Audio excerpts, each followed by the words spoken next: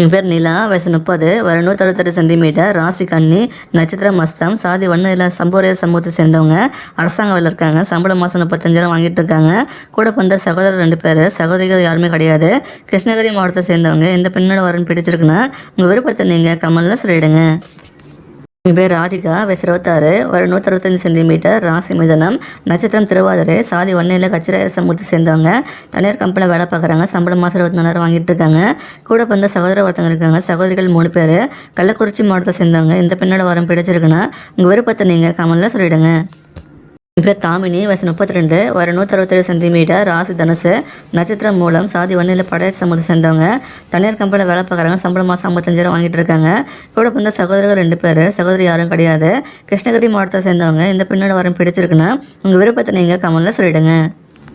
எங்கள் பேர் ஈஸ்வரி, வயசு 27, வர 164 சென்டிமீட்டர், ராசி துலாம், நட்சத்திரம் சுவாதி, சாதின்னு பார்த்தீங்கன்னா காடவராய சமூகத்தை சேர்ந்தவங்க. அரசாங்க வேலை இருக்காங்க. சம்பளம் மாதம் 95,000 வாங்கிட்டு இருக்காங்களா. கூட பிறந்த சகோதர ஒருத்தவங்க இருக்காங்க. சகோதரிகள் 3 பேர், ராமநாதபுரம் மாவட்டத்தை சேர்ந்தவங்க. இந்த பெண்ணோட வரம் பிடிச்சிருக்குன்னா உங்கள் விருப்பத்தை நீங்கள் கமெண்ட்ல சொல்லிடுங்க. என் பேர் ஆராதனா, வயசு 37, வர 166 சென்டிமீட்டர், ராசி மேஷம், நட்சத்திரம் அசுவினி, சாதி வன்னியில் சம்போரைய சமூகத்தை சேர்ந்தவங்க. தனியார் கம்பெனியில் வேலை பார்க்குறாங்க. சம்பளம் மாதம் 10,000 வாங்கிட்டு இருக்காங்க. கூட பிறந்த சகோதரர் யாரும் கிடையாது. சகோதரி ஒருத்தவங்க இருக்காங்க. செங்கல்பட்டு மாவட்டத்தை சேர்ந்தவங்க. இந்த பெண்ணோட வரன் பிடிச்சிருக்குன்னா உங்கள் விருப்பத்தை நீங்கள் கமெண்ட்ல சொல்லிடுங்க.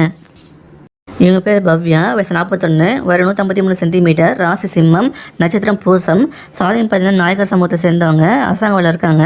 சம்பளம் பார்த்தீங்கன்னா மாதம் 24,000 வாங்கிட்டு இருக்காங்க. கூட பிறந்த சகோதரர்கள் 2 பேர், சகோதரி யாரும் கிடையாது. திருவண்ணாமலை மாவட்டத்தை சேர்ந்தவங்க. இந்த பெண்ணோட வரம் பிடிச்சிருக்குன்னா உங்கள் விருப்பத்தை நீங்கள் கமெண்ட்ல சொல்லிடுங்க.